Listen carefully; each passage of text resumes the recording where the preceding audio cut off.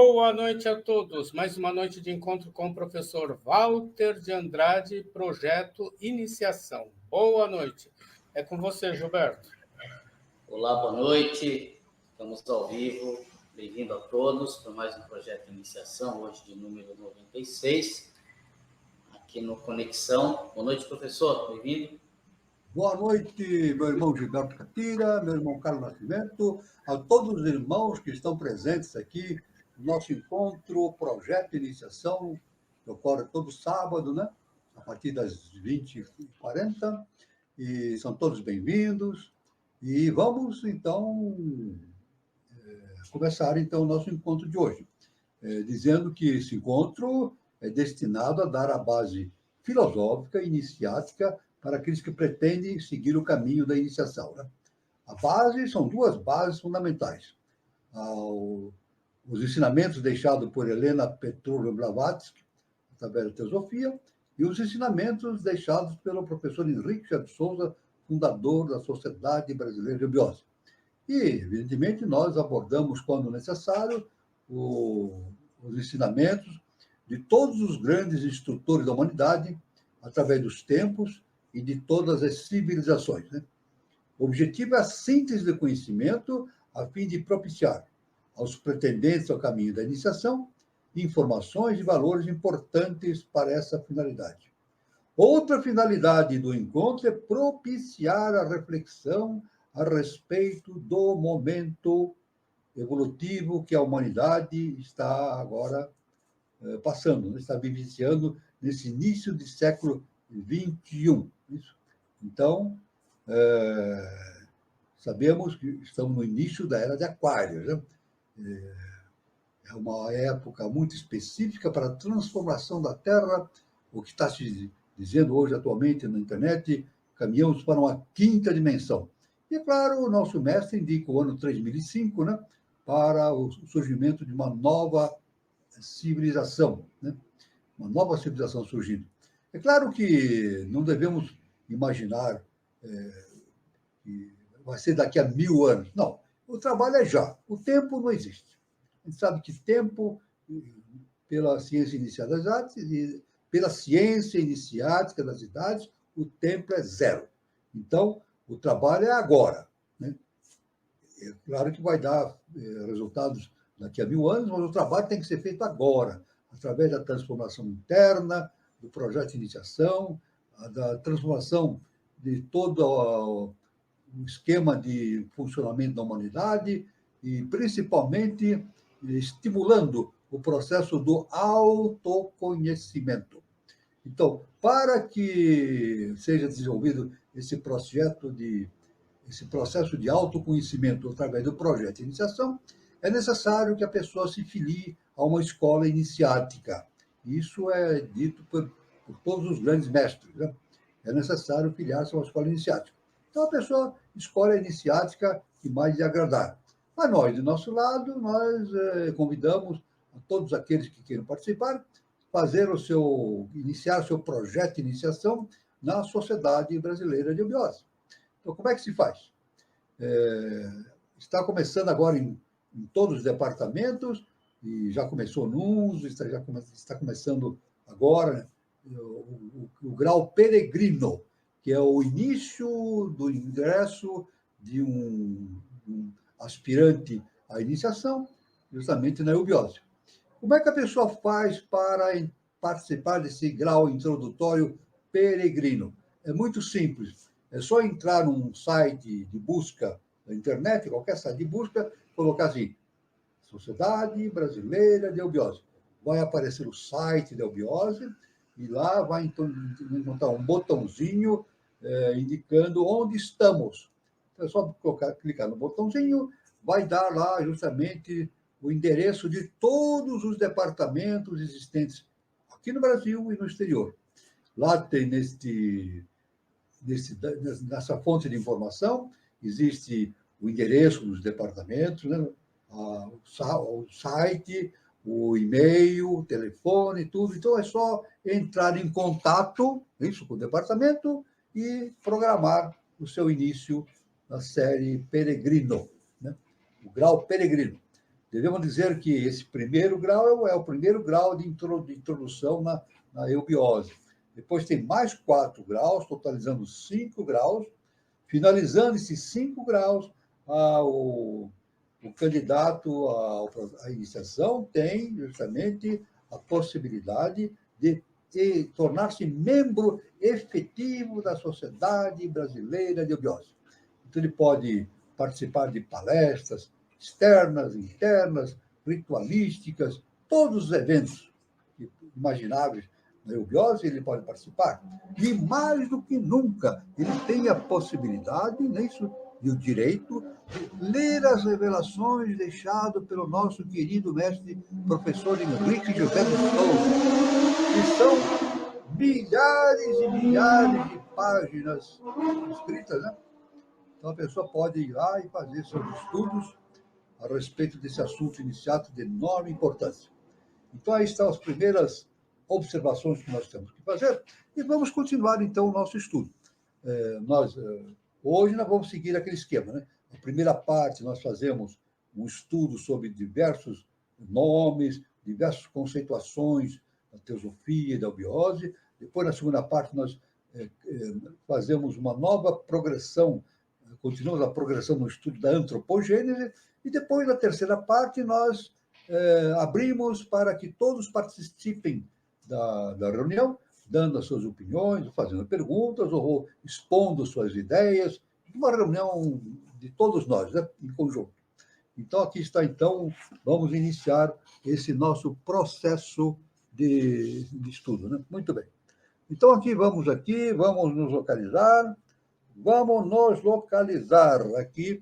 Aqui nós vemos aqui um termo muito importante que está na teosofia, né?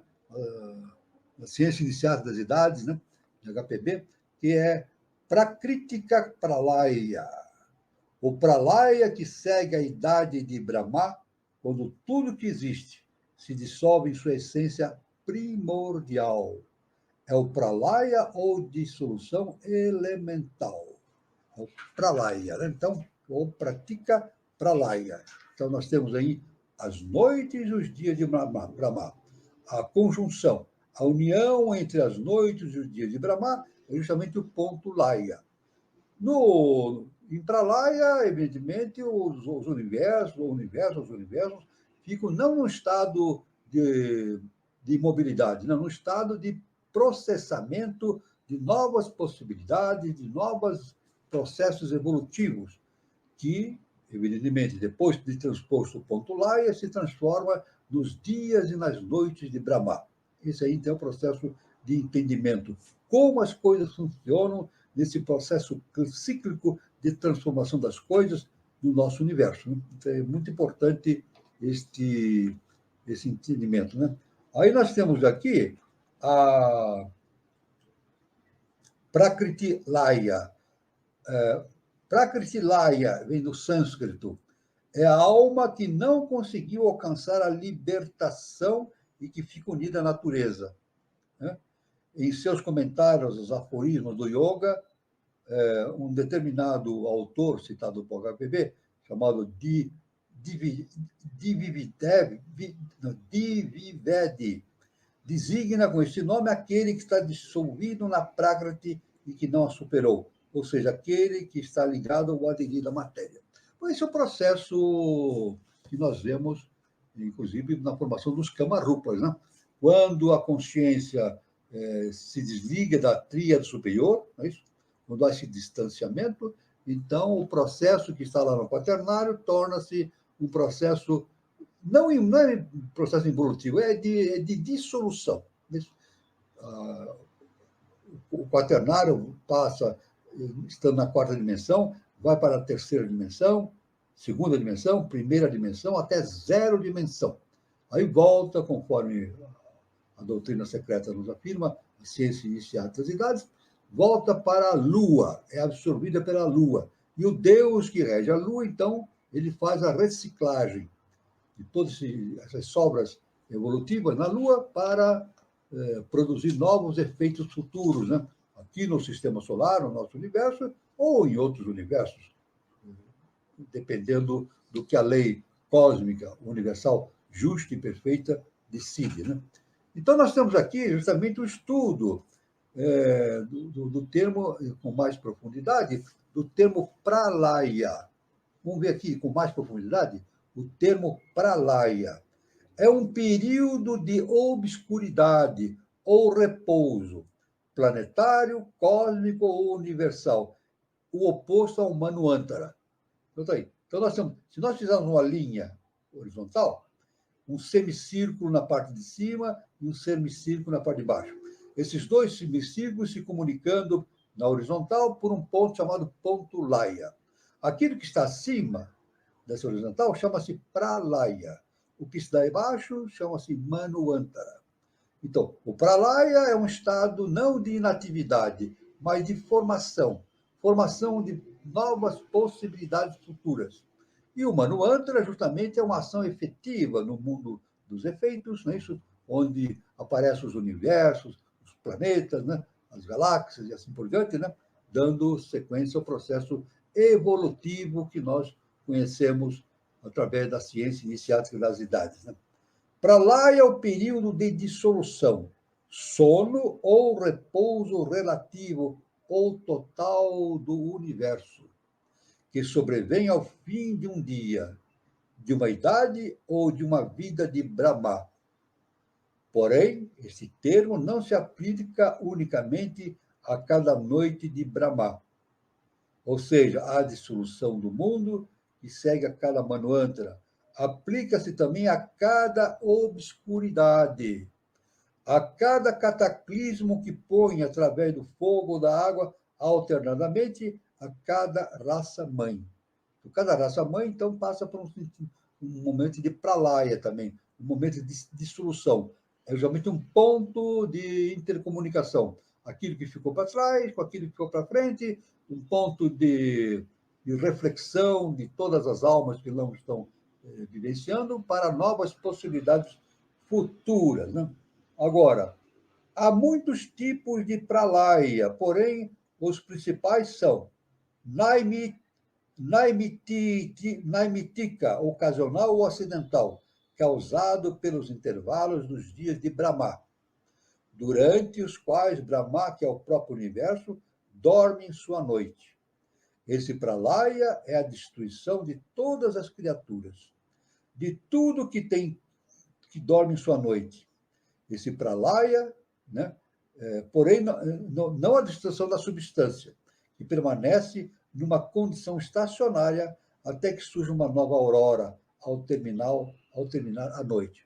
Então, devemos entender a pralaya como um estado de potencialidade, em que as coisas estão funcionando, não deixam de funcionar, mas há a necessidade de se potencializar os novos passos evolutivos do sistema solar e de outros sistemas solares que existem no universo infinito.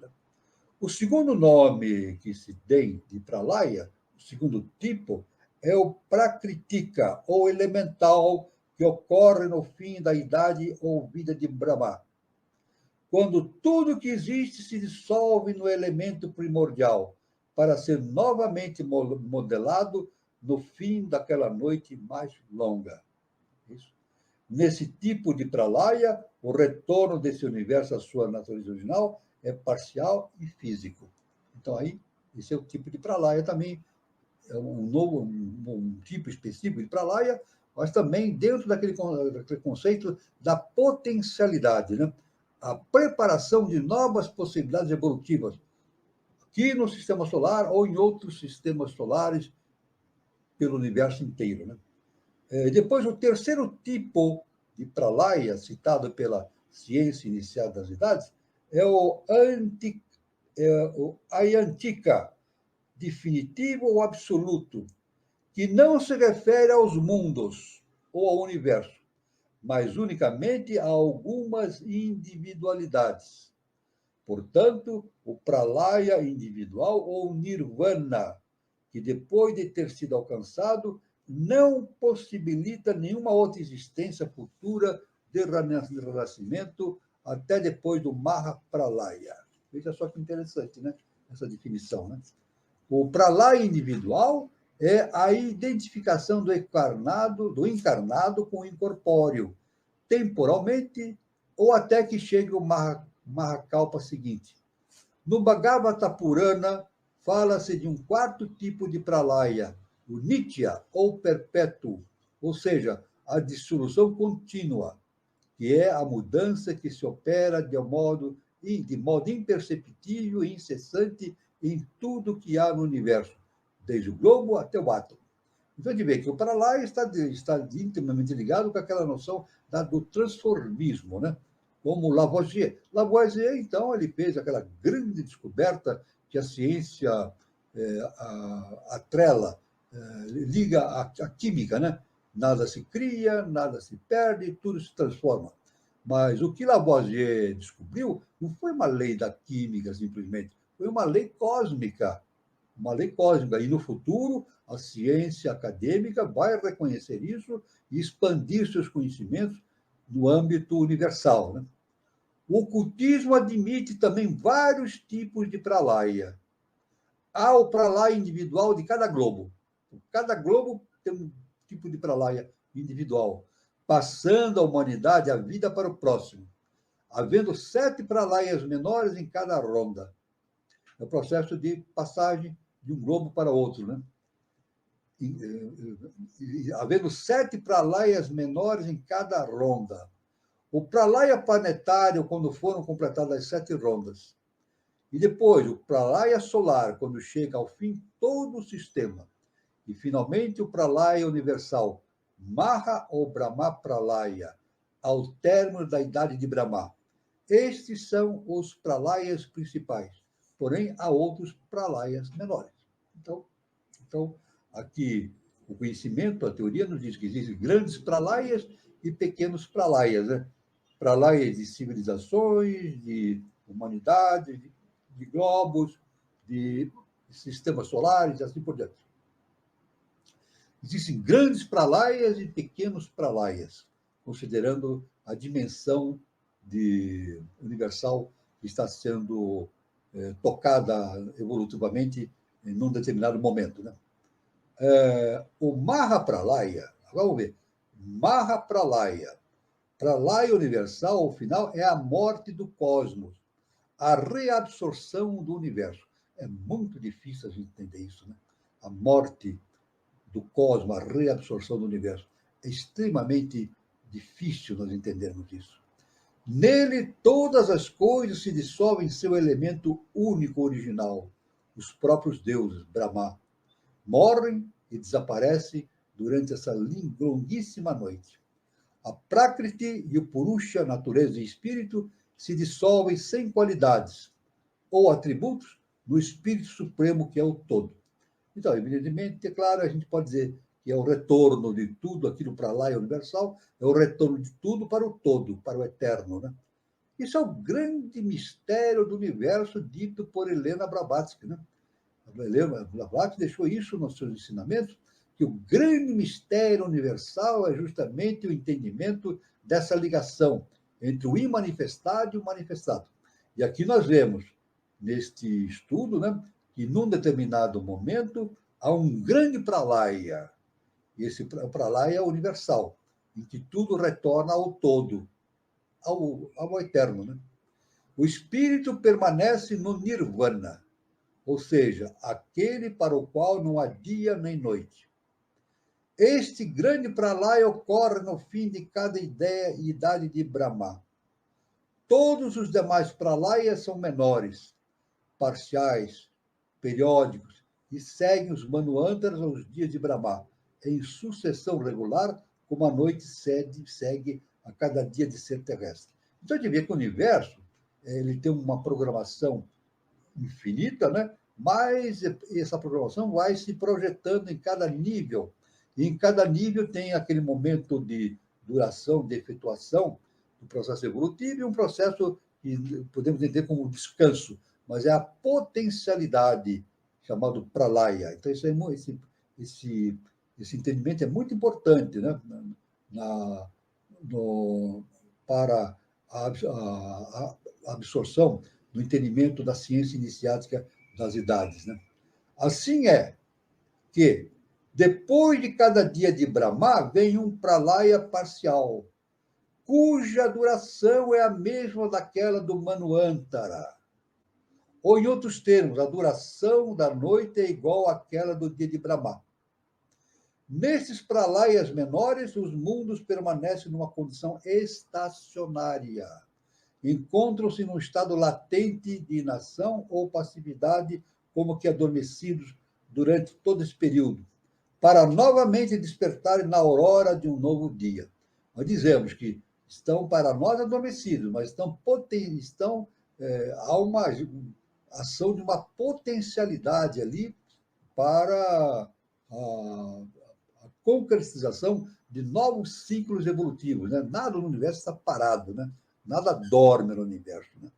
Então, mesmo no grande pralaya, quando tudo volta ao todo, ao eterno, não podemos dizer que tudo adormece. Não, aí que a vida é plenamente vivida, né, na sua plenitude, que nós não podemos entender, que é justamente a existência do todo universal, o eterno. Né?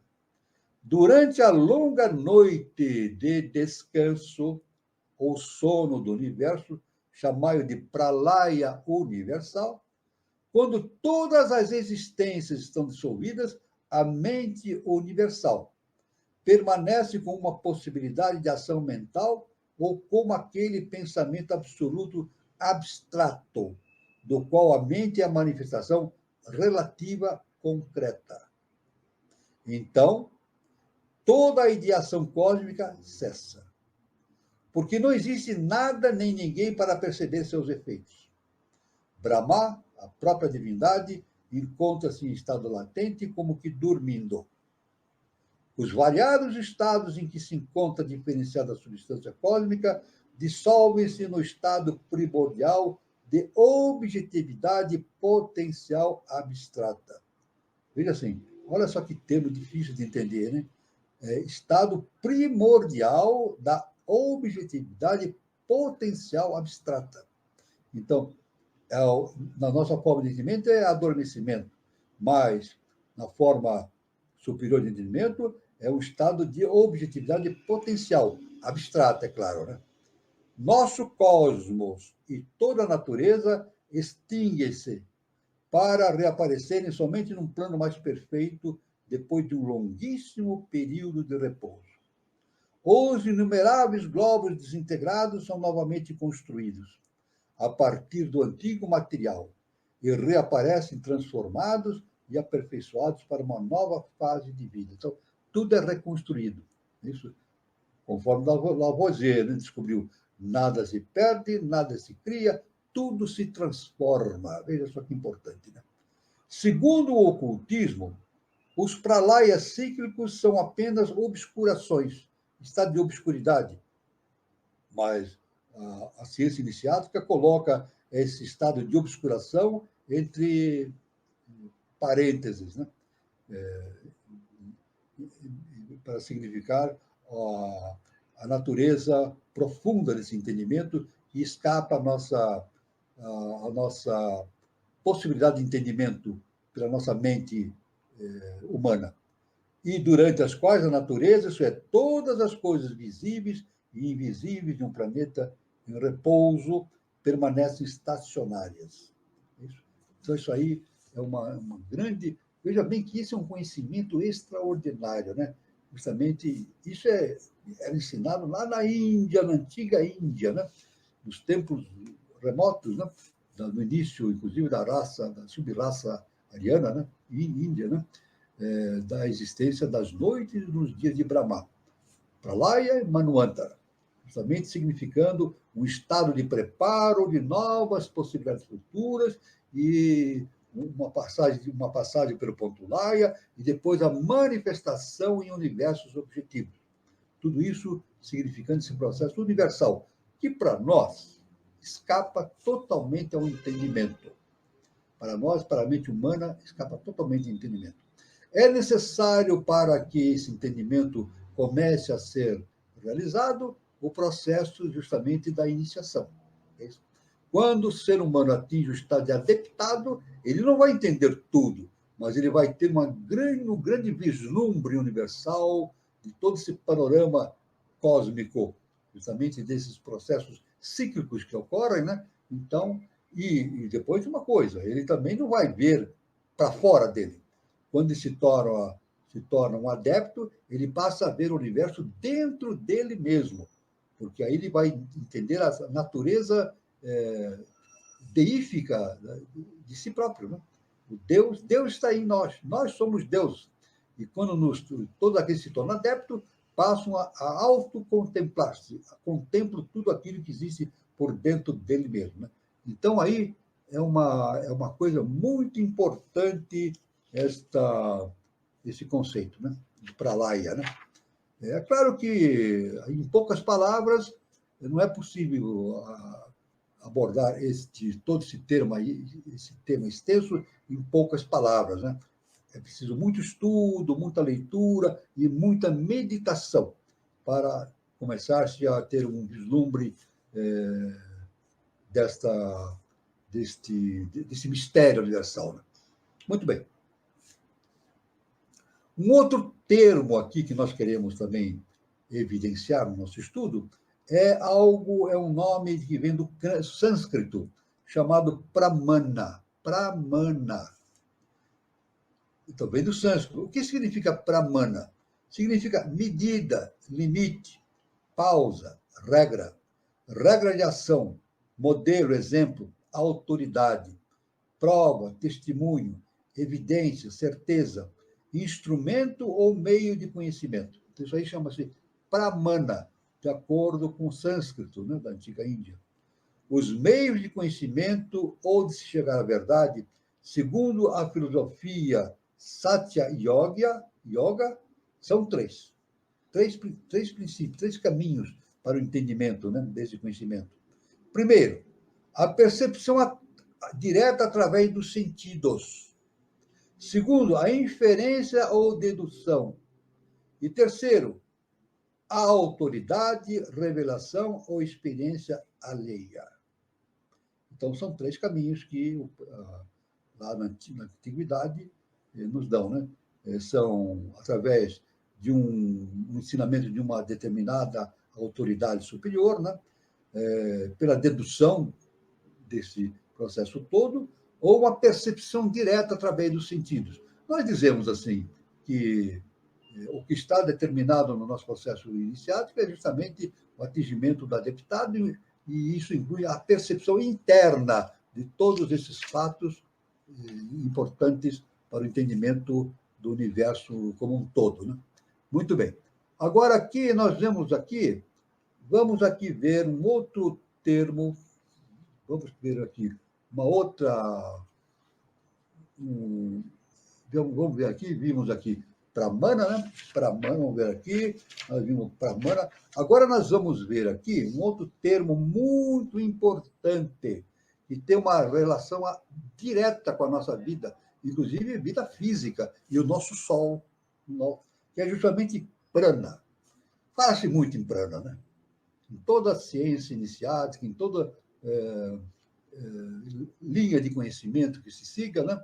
Nas práticas de yoga, em todas as práticas superiores, inclusive templárias, se fala justamente no prana. Então, vamos aqui analisar um pouco a respeito desse tema prana, que vem do sânscrito, também da Índia, né? O prana é princípio vital, alento de vida. É o terceiro princípio ou o segundo, em outras classificações, na constituição centenária do homem. É a vitalidade, a força vital, a vida que impregna todo o corpo vivo do homem. Então, a energia que circula em todo o nosso corpo, né? Corpo físico denso, corpo vital, corpo astral, corpo mental e assim por diante, né? A energia ou potência ativa que produz todos os fenômenos vitais. Sem prana, nada acontece. Tem que existir o prana para que exista a vitalidade, né? O alento, a vida do corpo, é uma parte da vida ou do alento universal. Então, a nossa vida no corpo provém do alento, né? De um sopro que vem justamente do universo. E esse sopro vem especificamente, no nosso caso, do Sol. O Sol é um emanador aqui no sistema de prana. E esse prana vem por todo o sistema solar e desce e se infiltra na Terra, dando alento, dando vivificação às plantas, aos animais, aos seres humanos e assim por diante. A vida é universal, onipresente e eterna, indestrutível. E a porção dessa vida universal individualizada ou assimilada ao nosso corpo é aquela que se designa pelo nome de prana. Veja bem. Ao morrer o corpo, o prana retorna ao oceano da vida cósmica. Então, quando o corpo morre, o prana que está nele introduzido e fazendo a sua vivência direta, retorna ao oceano da vida cósmica. Ou seja, nada se perde, né? Nada se perde.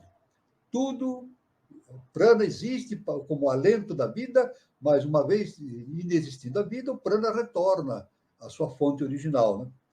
Todos os mundos, todos os homens, animais, plantas e minerais, todos os átomos e moléculas, numa palavra, tudo que existe está submerso num imenso oceano de vida, vida eterna infinita. Está tudo mergulhado nesse oceano de vida infinita, incapaz de incremento ou de diminuição. Está tudo mergulhado nessa vida infinita, nesse universo infinito, e é incapaz de uma diminuição ou extinção, né? Então, vejamos.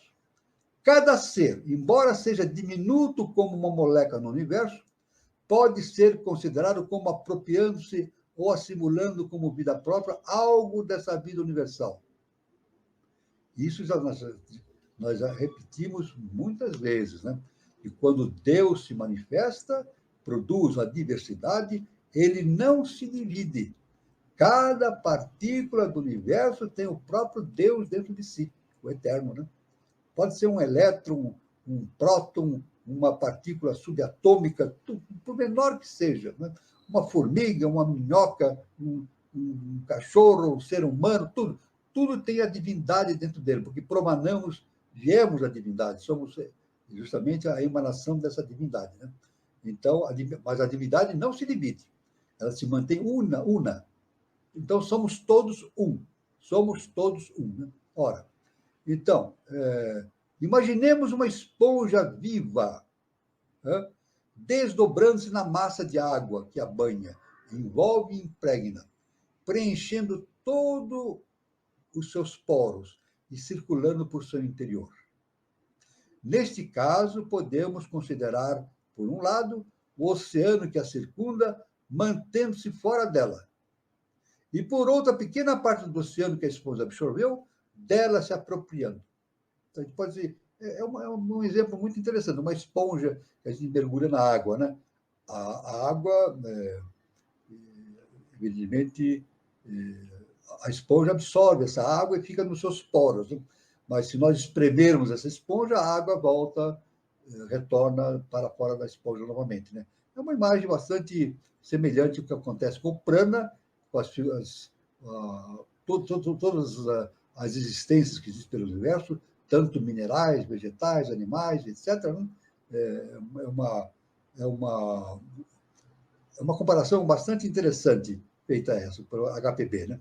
Este imenso oceano de vida, ou seja, a vida universal, denomina-se Jiva, assim como a porção de vida universal que cada organismo vive e se apropria, é chamado de prana.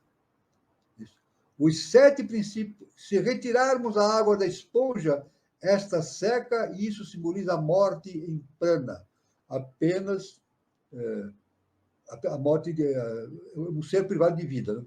Segundo a doutrina secreta, o Jiva converte-se em prana apenas quando a criança nasce e começa a respirar. Não há prana no plano principal. Não há prana no plano astral, digo. Não se pode tratar do prana sem falar de outro fator importante, cujo objetivo principal é servir de veículo. Esse fator é o Linga Sharira, outro dos princípios da constituição humana. Como um acumulador elétrico, acumula a vida, que distribui com regularidade e oportunamente por todas as partes do organismo, dirigindo a corrente vital segundo a necessidade do corpo. Prana significa também a respiração, alento respiratório, embora vários autores achem que é o alento inspiratório. O alento inspiratório, a inspiração. A sucção do prana, que existe fora do corpo. O alento superior.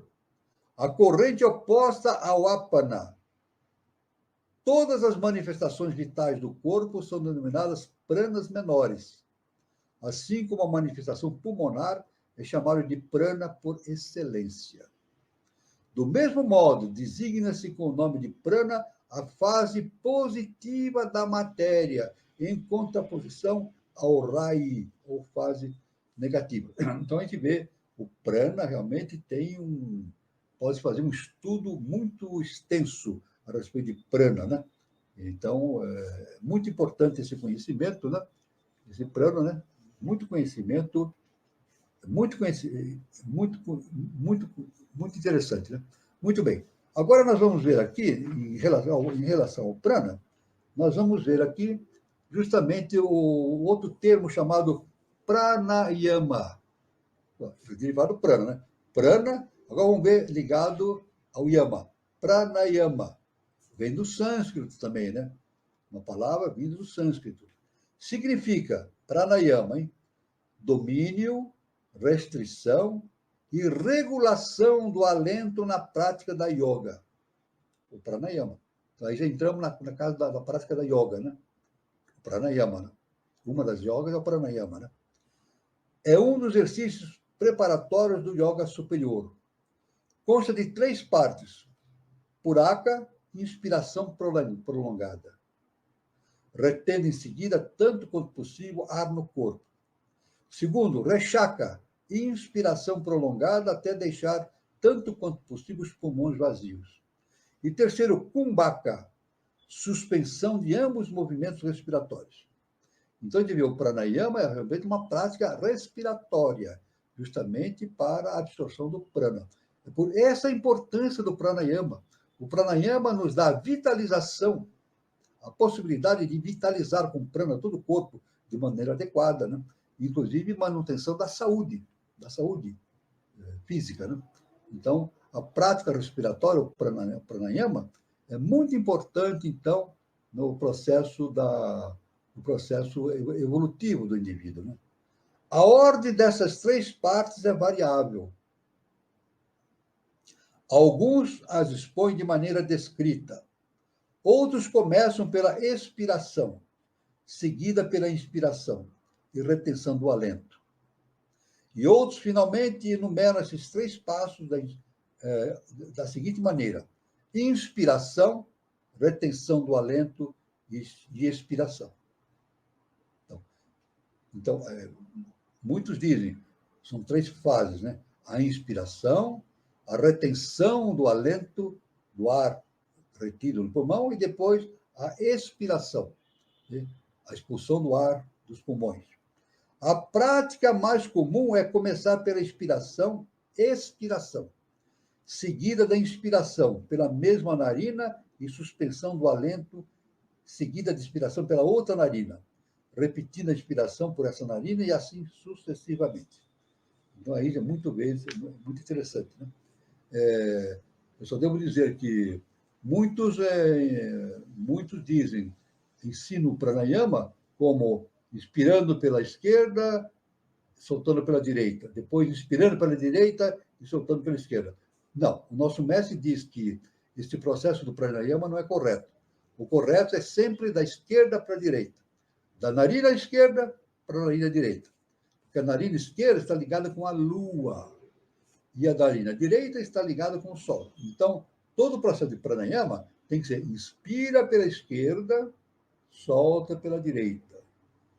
Depois expira, volta, tira o ar do pulmão Depois inspira novamente pela esquerda, retendo o ar no pulmão, expira-se pela narina direita, até esvaziar o pulmão, depois inspira-se novamente pela esquerda. Então, é assim, esquerda, direita, no princípio, nesse processo contínuo. Né? Às vezes, o nome pranayama é aplicado a cada uma das partes isoladamente. O exercício do pranayama, ou seja, o exercício respiratório, devidamente praticado sob a direção de uma pessoa habilitada, é altamente benéfico. Uma vez que, como já se disse, é uma das partes preliminares do verdadeiro Raja Yoga, através do qual todas as energias vitais são denominadas e todas elas se submetem ao eu superior. É claro que nós devemos, aí, no processo de estudo iniciático, nós vemos que nós, seres humanos, de maneira geral, nós inspiramos de maneira não adequada. Né? Nós respiramos apenas com a parte superior do pulmão. Então, respiramos assim. O ideal é inspirar profundamente, usando o diafragma, né? Que é esse músculo contido na parte abdominal, expandindo o diafragma proporcionando a expansão do pulmão, né? E justamente de baixo para cima, e possibilitando que o pulmão receba bastante oxigênio e bastante prana para a sua revitalização. Isso é muito importante. Isso, evidentemente, dá saúde aos alvéolos pulmonares, né? A toda a estrutura do pulmão, porque recebe o oxigênio de maneira adequada. Então, aí está uma das indicações do pranayama, que além de ser um processo para a realização de yogas, é um processo também de manutenção da vida orgânica de maneira de saúde, né? Porque está se produzindo a entrada de prana de maneira suficiente para a vitalização do nosso corpo físico, né? Isso é muito importante, né? Então, porém, nessa mesma prática repousa também o Hatha Yoga.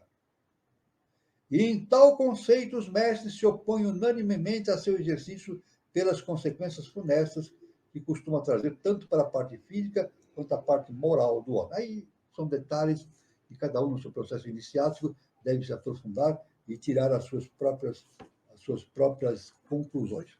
Mas a conclusão que nós tiramos imediatamente é que a prática respiratória é de uma enorme importância para a manutenção da vitalização do corpo físico por esse elemento prana e também para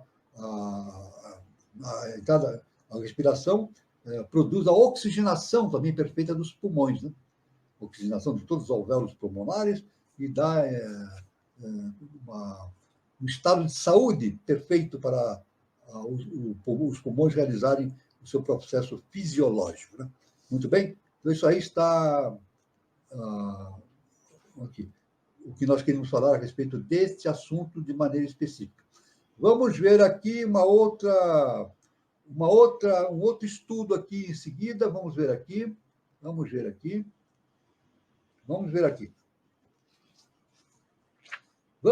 uma outra definição, né, que é justamente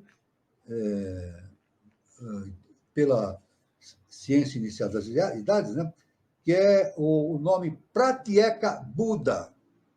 Pratyeka Buddha também vem do sânscrito, Pratyeka Buddha. O mesmo que passe Buda.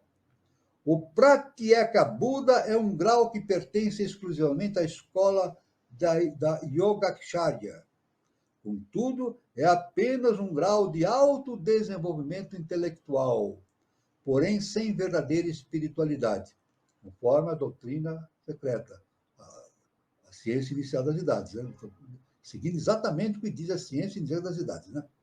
É a letra morta das leis do yoga, o Pratyeka Buddha, em que o intelecto e a compreensão desempenham um papel mais importante, somado ao rigoroso cumprimento das regras do desenvolvimento interno.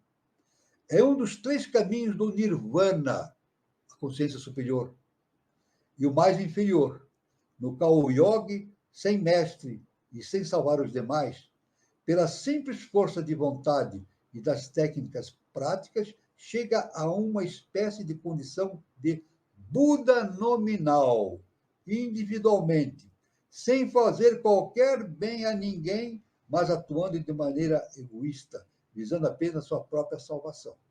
Assim diz a ciência inicial das idades. Né? Os pratyekas são respeitados exteriormente, porém, interiormente, são objeto de desprezo por parte daqueles que são dotados de apreciação sutil e espiritual. O pratyeka é geralmente comparado ao Kadiga, ou rinoceronte solitário, e é designado pelo nome, um nome difícil, né? Edkaringa Rishi, santo, egoísta e solitário. Cruzando o Sansara, oceano de nascimentos e mortes, ou a série de encarnações, suprimindo erros, sem que por isso alcance a perfeição absoluta. O pratyeka Buda é comparado a um cavalo que cruza um rio a nado sem tocar o fundo. São ideias, né, ditas pelos antigos, né, para a significação desse entendimento. Né? Só se esforça para alcançar o nirvana.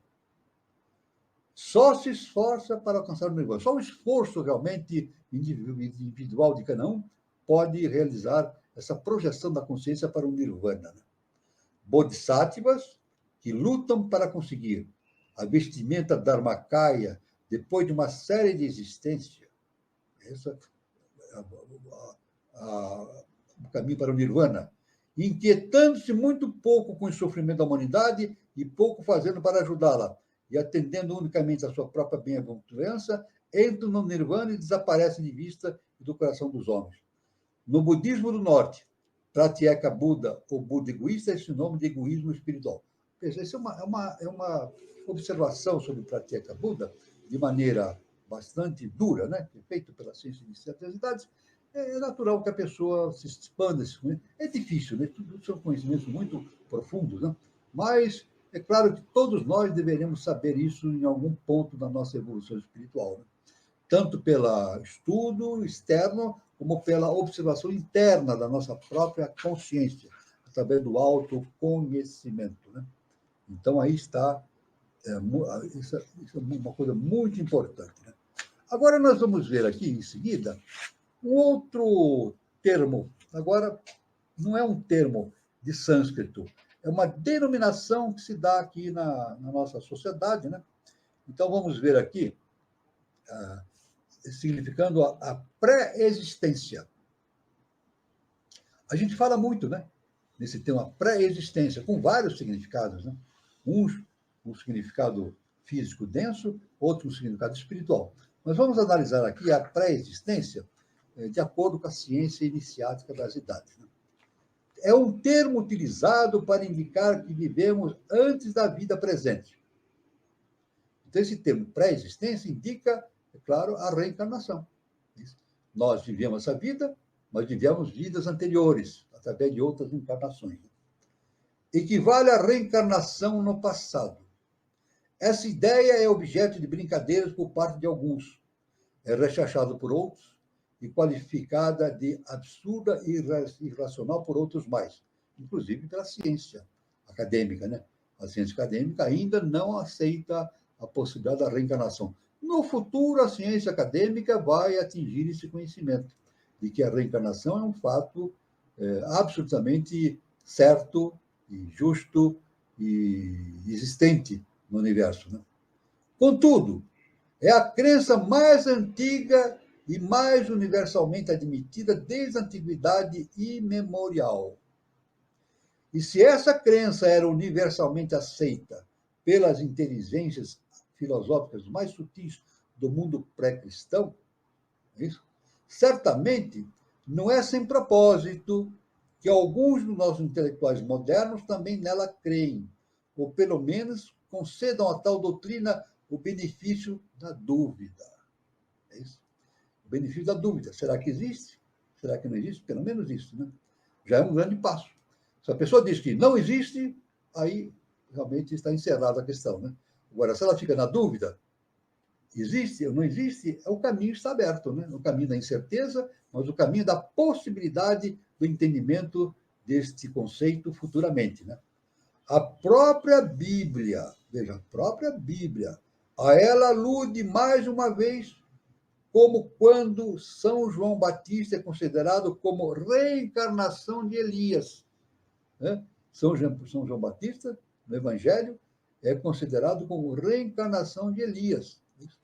E como no caso dos discípulos de Jesus, ao lhe perguntarem se o homem cego havia nascido cego por causa de seus pecados, o que equivale a dizer que havia vivido e praticado pecado antes de nascer cego.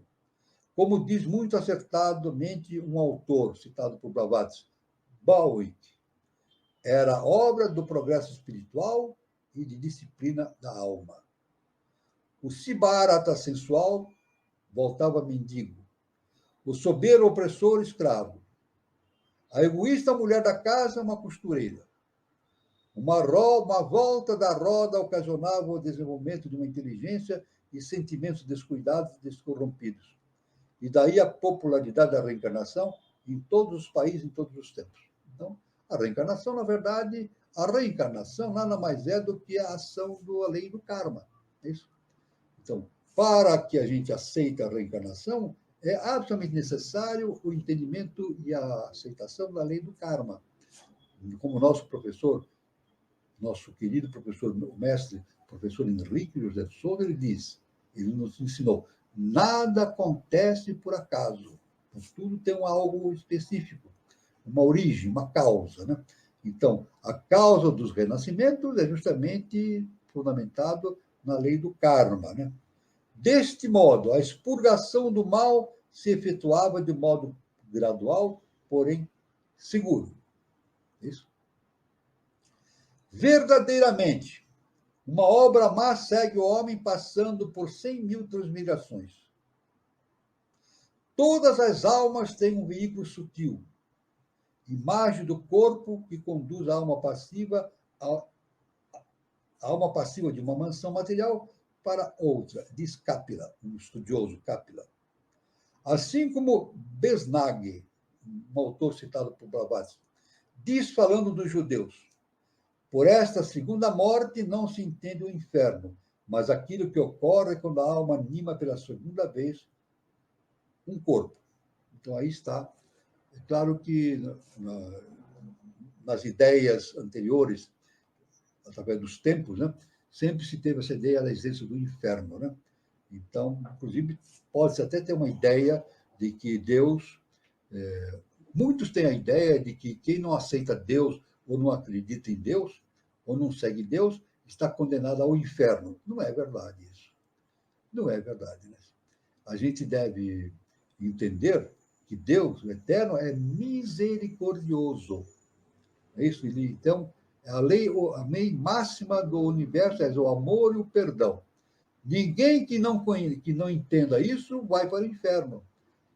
O inferno dele é justamente a vida de sofrimento que ele possa ter para reparar os danos que tenha causado em vidas anteriores. Mas não é um inferno definitivo, como muitas religiões afirmam existir, né? O inferno para onde vão as almas que renegam Deus. Não. Como Jesus sempre ensinou isso, né? O amor e o perdão. Perguntaram para Jesus uma vez, quantas vezes nós devemos perdoar? 7 vezes? Quer dizer, baseando no centenário, né?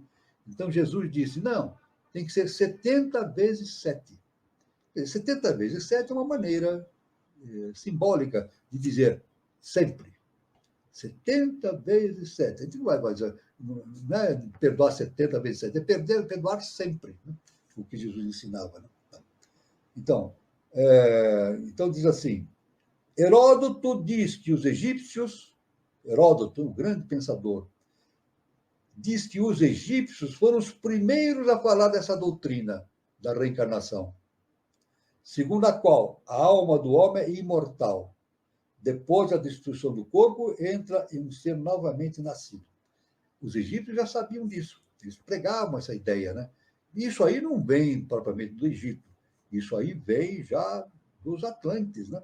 Osíris, quando veio de Atlântida e trouxe a elite Atlântida para o Egito, refundando o Egito, ele trouxe esse conhecimento com bastante plenitude, né? O processo da reencarnação. E esse processo era perfeitamente entendido pelos altos mestres e discípulos da antiguidade do Egito, né? Segundo dizem, lá no Egito, né? Quando passou por todos os animais da terra e do mar, e por todas as aves, voltará a entrar no corpo de um homem nascido de novo. Né? Então, isso aí, segundo dizem. Né? Interessante, já diziam que no processo de reencarnação, deveria se passar pelas pedras, pelos vegetais, pelos animais, pelos seres humanos. E é isso que a ciência inicial das idades nos fala. Né? Nós somos seres humanos? Não, não somos seres humanos. Nós estamos passando pela experiência humana. E assim, já passamos pela experiência pedra, mineral. Fomos minerais? Não, passamos pela experiência mineral. Já passamos pela experiência vegetal. Já passamos pela experiência animal. E agora estamos passando pela experiência hominal.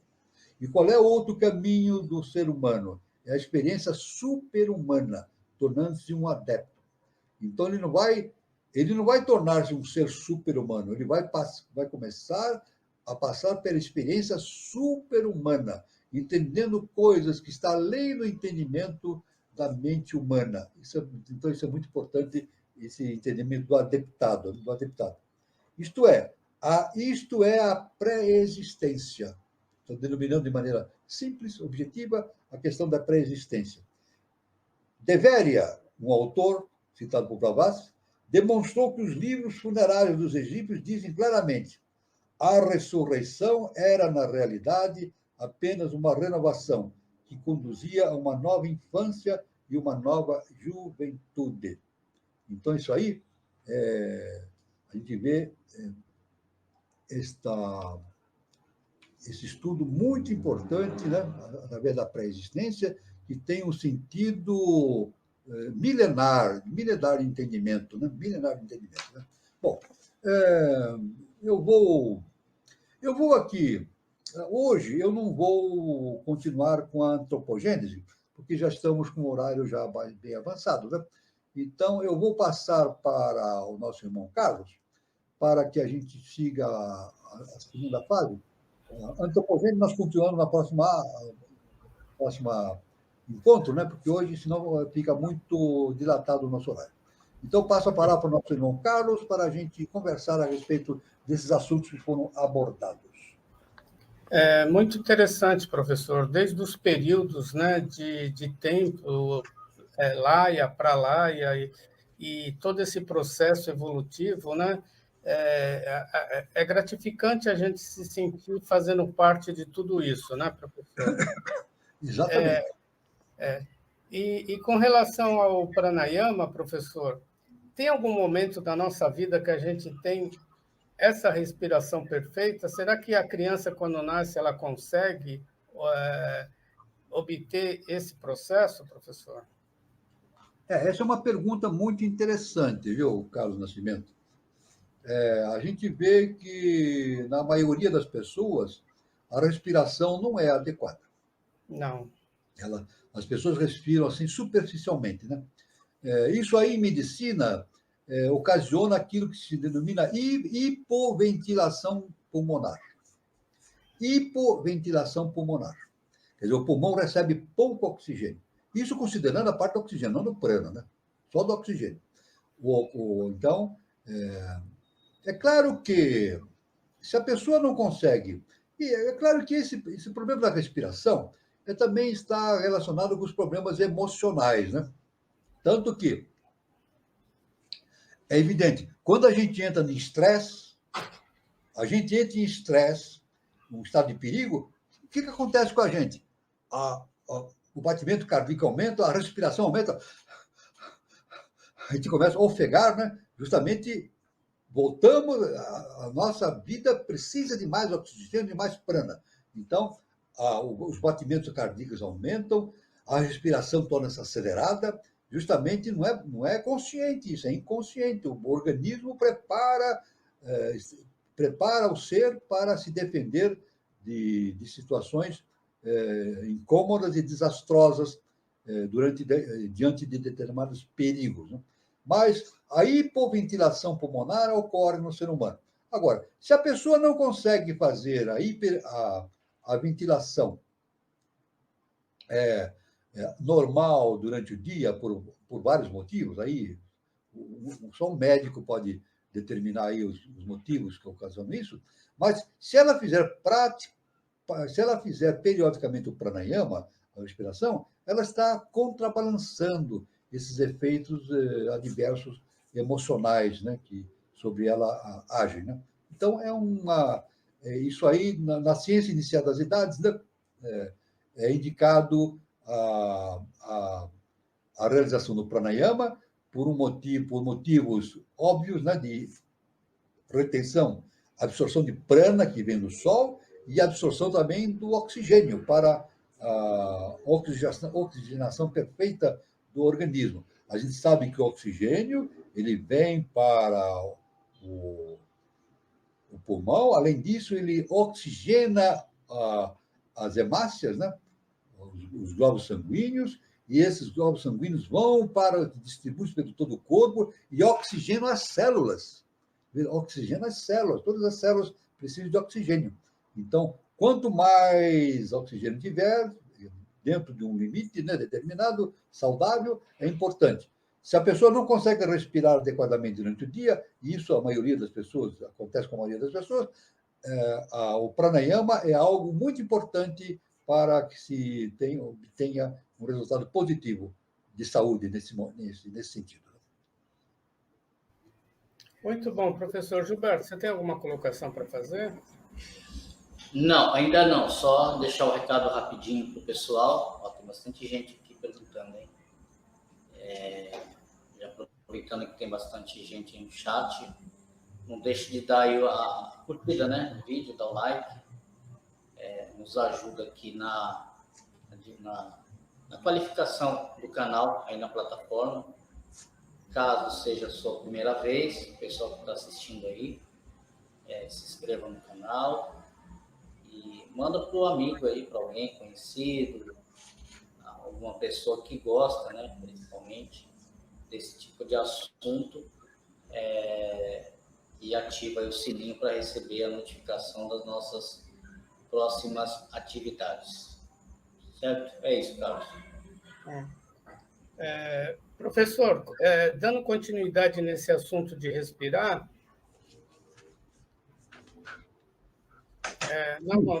dando continuidade nesse assunto de respirar, a Gil Tomé ela comenta, por isso que há sugestões de orientar a pessoa que está desequilibrada com a palavra respira.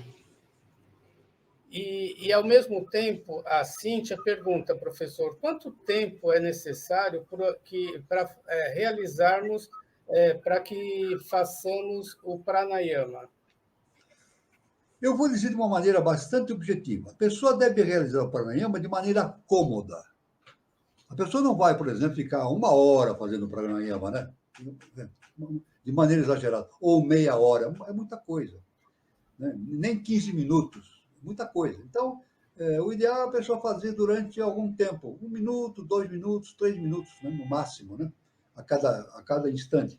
Quantas vezes ela puder fazer durante o dia, né? Isso não tem limite. Se ela puder fazer um pranayama de manhã, outro na hora do almoço, outro à noite, né? E sempre o pranayama é recomendado na prática das yogas, né? Então, fazer não o que impera aí não é a quantidade de tempo que a pessoa fica o pranayama, mas a quantidade de vezes que a pessoa faz isso. Então, realizar o pranayama durante o dia, de alguns períodos, por alguns breves momentos, é o interessante, né? Uma respiração cadenciada, né? Não precisa nem mexer com as narinas, né? Pode fazer uma respiração com as 2 narinas, né? Expira, depois expira. Expira. Isso aí, fazendo isso de vez em quando, durante o dia, é muito bom, porque isso traz um alento para a vida e oxigena o organismo, absorve prana e assim por diante. Então, essa é a resposta que eu posso dar para a nossa irmã Cíntia. Muito bom, professor. O Guazelli, ele pergunta, onde entra a Kali Yuga e Satyuga? Não, veja bem, aqui, a Kali Yuga, o quarto Yuga, a idade negra, o ferro, o Kali Yuga é o quarto Yuga, a idade, são 4 idades, né? São 4 idades. A Kali Yuga é o quarto Yuga, a idade negra é o de ferro. O atual período do mundo, Kali Yuga, cuja duração é 432 mil anos. A última das idades na qual o período evolucionário do homem é dividido por uma série de tais idades. O Kali Yuga começou 3.102 anos antes de Cristo, no momento da morte de Krishna. O primeiro ciclo de 5 mil anos terminou entre os anos 1897 e 1898. Então, nós estamos partindo para Satyuga, a idade do ouro. Idade do ouro, né? Então, existe do ferro, do bronze, né? E a idade do ouro. Então, são idades, cada um caracterizando um estado de consciência do ser humano. Esse estado de Kali Yuga, a idade do ferro, o ciclo do ferro, é o tempo mais duro que a humanidade está vivendo, né? Muitas guerras, um período muito crítico da humanidade. Mas estamos caminhando para uma Satyuga, né? A idade do ouro. Não é isso? E o nosso mestre já indica, né? O ano 3005 como premonizando o início de uma nova civilização. Então, e agora nós vemos que na internet, nos meios de comunicação, nos livros, tem livros, mais livros, falando a respeito da transição planetária da Terra para justamente a quinta dimensão. Isso. A quinta dimensão, justamente, é o caminho para a Satyuga, a idade do ouro. Né? A idade do ouro, né? Então, a Terra ela vai se transformando. A Terra ela não fica estacionária, ela vai desenvolvendo os seus mecanismos, os seus elementos componentes, e a Terra vai evoluindo. E é claro que, à medida que ela evolui de maneira vibratória, tem uns que aderem a essa vibração e outros não aderem. Então, aí tem que ter uma separação. Né? Há uma separação. Tem uns que se fixam nessa vibração, por exemplo, a quinta dimensão, outros não estão afinizados com essa quinta dimensão, então tem que ser retirados para outros planetas de uma vibração mais baixa. Né? Então, tudo são fases que a Terra vai passando, no qual a Satyuga está terminando. Né? É o fim da Satyuga para o início de uma idade do ouro, né? E que nós devemos trabalhar plenamente para a realização desses prognósticos dados pelos nossos mestres. Né? Inclusive o nosso Jesus, o Cristo, né? Nosso querido Jesus, o Cristo, no Sermão da Montanha, ele disse assim: bem-aventurados os mansos, porque herdarão a terra. Olha, simples. De maneira simples, ele falou: bem-aventurados os mansos, porque herdarão a terra. Ficarão na terra os mansos, os amorosos, aqueles que trabalham pela evolução, trabalham pelo bem-estar de todos, com amor. Aqueles que produzem guerras e confusões e extermínio de pessoas e corrupções, esses realmente estão fora de cogitação para uma Satyuga. O nosso mestre afirmou: quem não estiver em sintonia com a nova civilização não reencarna mais na Terra. Agora, veja bem, isso aí não é uma punição. Não é uma punição. Quem não estiver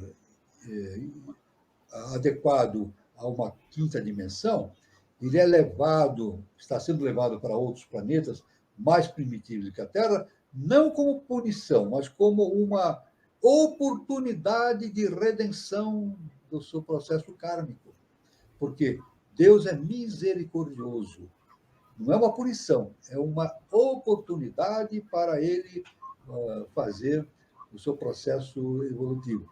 E, além disso, aqueles que saem da Terra e vão para planetas mais primitivos, veja como a lei é justa e perfeita. Nesses planetas, esses seres que vão para esses planetas, lá eles se tornam condutores dessa civilização. Lá eles serão gênios, porque eles já têm esse conhecimento do ferro, do fogo, das coisas importantes de uma civilização. Eles vão ensinar aos seus irmãos mais jovens, né, ainda em estágios evolutivos mais primitivos, a conseguir evoluir no seu processo desses planetas, né? Então, é como se diz, é a lei cósmica justa e perfeita e a misericórdia de Deus agindo sempre. Muito bom, professor. O Guilherme Guazelli também tem uma outra pergunta. Somente os minerais não reencarnam, pois não têm karma? Não, os minerais, eles não reencarnam. Veja, o mineral é um veículo. Vamos dizer o seguinte, o mineral não é um ser, é um veículo para a consciência. Então, por exemplo, nós, seres humanos, hoje nós estamos passando pela experiência humana. Já passamos pela experiência animal. Quem que passou pela experiência? As mônadas que foram projetadas no mundo mais denso passaram pela experiência mineral, ficaram aderidas aos minerais e lá tiraram suas experiências. Depois, com o tempo, aquele grupo de mônadas foi para o mundo vegetal. Lá tiraram as suas experiências, aumentaram a sua percepção de vida universal, de conhecimento. Depois passaram para o reino animal e depois o hominal. Então, nós já passamos para todos os estágios. Quer dizer que nós não fomos minerais, nós não fomos vegetais, nem animais. Nós passamos pela experiência animal, passamos pela experiência vegetal, passamos pela experiência animal. Ora, se nós não somos isso, o que nós somos? Jesus Cristo, somos deuses. O que nós somos? Nós não somos nada disso, somos deuses. Nós apenas nos esquecemos dessa divindade. Então, estamos retornando, através desse conhecimento todo, através desses vários planos evolutivos, estamos aí recordando a nossa própria divindade. E o que o nosso mestre, o Jesus o Cristo, fala numa das suas parábolas, ele fala: volta à casa do Pai.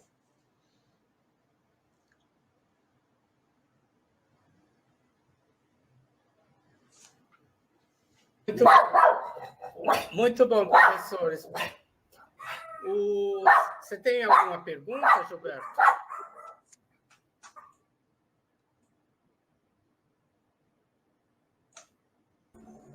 Eu não tenho. Deixa eu ver se tem alguma. Não, aqui não tem mais pergunta. Eu estou vendo aqui se tem alguma pergunta aqui. Não tem. Estou vendo na lista aqui. Eu estou vendo na lista aqui.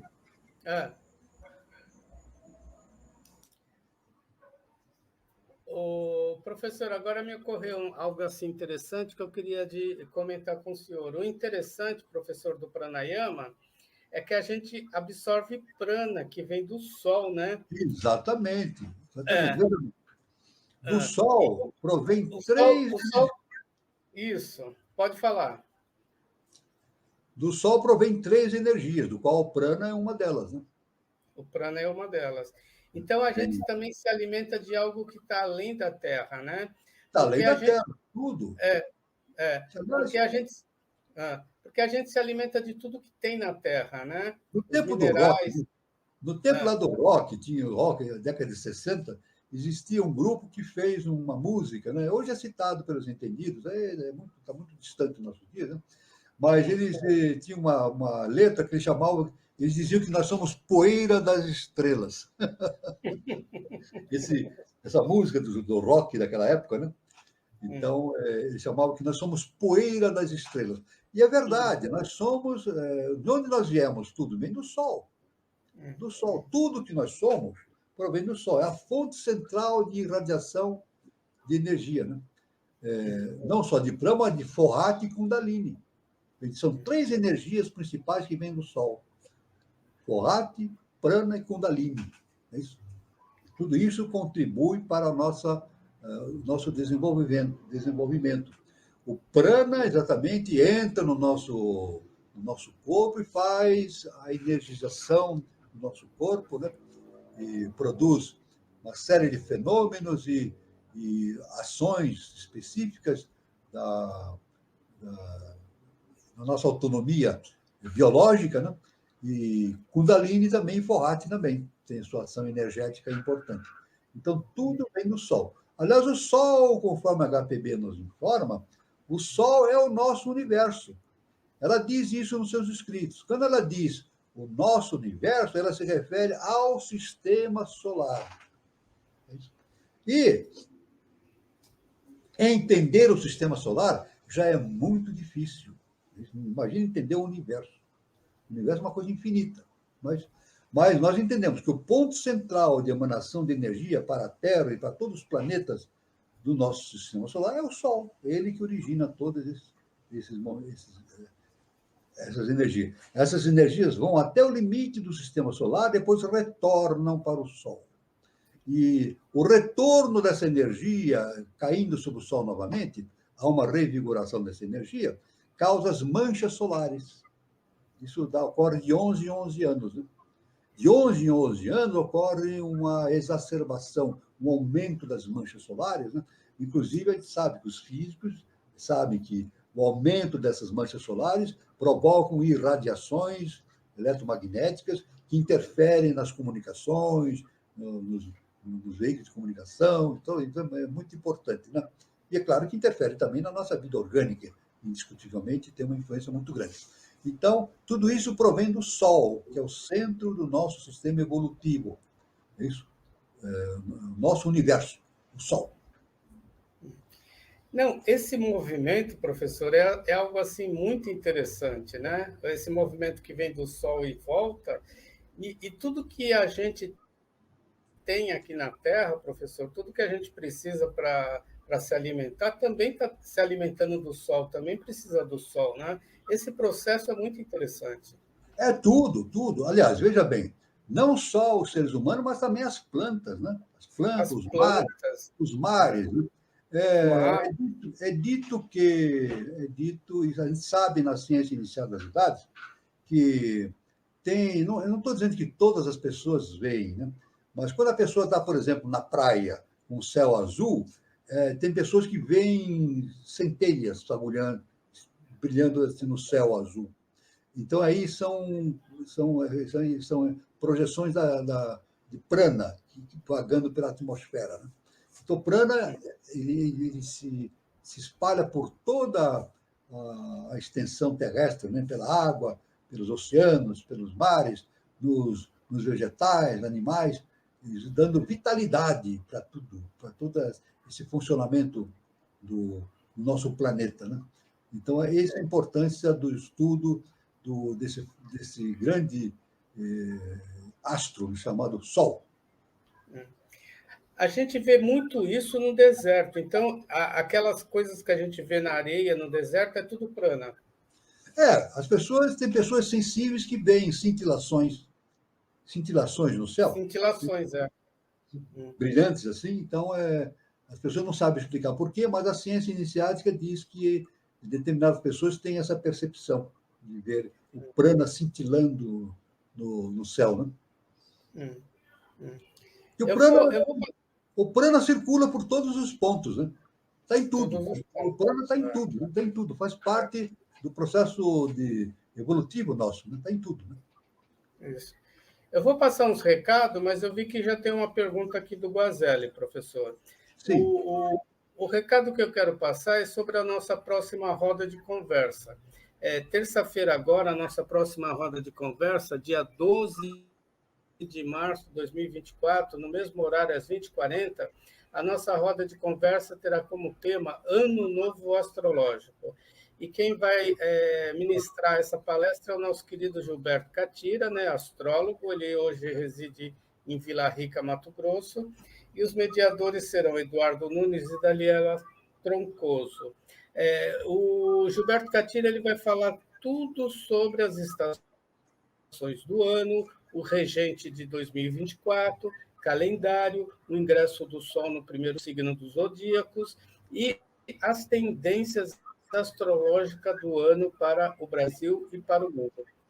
Então, lembrando, né, que o começa com o signo de Áries, começa dia 21 de março, né? Então, aí inicia o ano astrológico, né? A gente entrando no outono e lá no hemisfério norte entrando na primavera. Então, é um tema muito interessante, o Gilberto Cartira vai abordar todos esses assuntos, e eu espero que vocês prestigiem. Estamos esperando vocês terça-feira, dia 12 de março, no mesmo horário, às 20h40. Eu queria também falar sobre o espaço Centro de Terapias Holísticas, Espaço Shakti Nova Era, né, que tem a sua matriz lá na cidade de São Lourenço, sul de Minas Gerais. Quem estiver passando por São Lourenço, aqui está o endereço, né, do Espaço Shakti Nova Era, ele fica na Praça Helena Jefferson de Souza, 38, anexo 1. Para mais informações, nós temos o WhatsApp, prefixo 35 de São Lourenço, e o número é 997566874. E no Instagram, @Shakti Nova Era. Lembrando que temos filiais no Departamento da Eubiose de Brasília e 2 filiais em São Paulo, no Departamento da Eubiose de Santana e do Sumaré. Então, é muito interessante. Eu espero que vocês entrem em contato, né, pelo WhatsApp, pelo Instagram, e escolha a terapia que mais cabe aí para vocês. Bom, eu tenho essa pergunta aqui do Guilherme, professor Guilherme Vazelli Neto. No oxímetro, fazendo o pranayama, sobe 2 pontos. Ele fez o teste. O senhor já fez esse teste, professor? Não, nunca fiz, eu não conheço. Eu vou pesquisar, né? Deve ser um aparelho que mede a quantidade de oxigênio no sangue, né? Como nós temos um medidor de pressão, eu não conheço, não uso, mas eu digo para o Guazelli que eu vou investigar e na próxima a gente vai.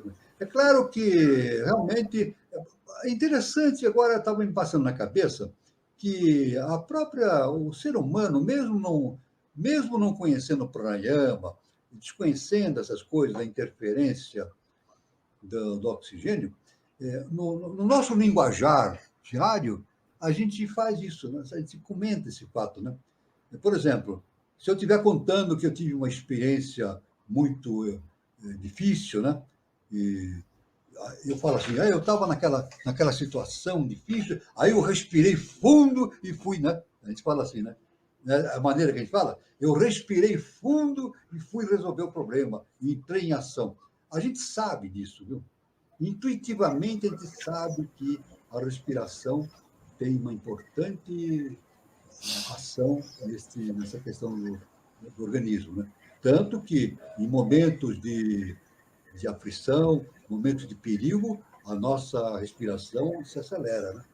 Se acelera porque é mais oxigênio, dá mais energia, maior potencialidade de uma reação orgânica, isso, fisiológica, importante diante de uma situação de emergência. Portanto, Guazelli, eu vou ver a questão do oxímetro e eu prometo que a gente vai conversar mais sobre isso. Professor, tem essa questão do sol que o senhor comentou, eu estava lembrando aqui, tem um estudo, eu não me lembro agora se é do Departamento de Saúde da ONU ou da Organização Mundial de Saúde, que eles medem o nível de felicidade da população do mundo, né? E os países da região do Caribe, ou que estão mais próximos à linha do Equador, que é a linha que o Sol tem mais abrangência na maior parte do ano, em relação aos países que estão nos extremos, por exemplo, os países escandinavos, que não têm Sol, por exemplo, esses países eles não têm Sol, né, lá. Menos Sol. As pessoas dos países que estão no meio do globo são pessoas que são mais felizes. E eles atribuíram isso daí à incidência solar. São pessoas que têm a incidência do sol mais dias do ano. Isso aí é um trabalho que tem aí publicado na internet? É um trabalho publicado do Departamento de Saúde da ONU. Eu não lembro se é da ONU ou se é da OMS, mas é um trabalho oficial.